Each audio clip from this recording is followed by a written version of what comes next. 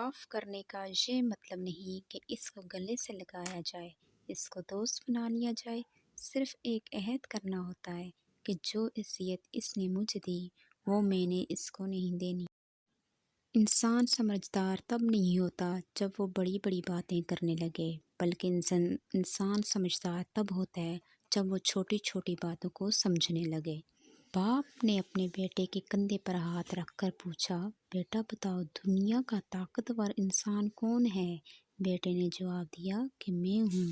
پھر باپ نے اپنے بیٹے کے کندھے سے ہاتھ ہٹا کر پوچھا، بیٹا دنیا کا کمزور انسان کون ہے؟ تو بیٹے نے جواب دیا کہ میں ہوں۔ باپ نے پوچھا کہ وہ کیوں؟ بیٹا بولا، ابو جان جب آپ کا ہاتھ میرے کندھے پر تھا تو میں اپنے آپ کو دنیا کا طاقتور انسان سمجھتا تھا، اور جب آپ نے اپنا ہاتھ میرے کندھے سے اٹھایا تو میں دنیا کا کمزور انسان بن گیا۔ اللہ کریم ہمارے والدین کو سلامت رکھے۔ ہم لوگوں سے صرف تب تک لڑتے ہیں جب تک ہمیں ان سے پیار کی امید ہوتی ہے۔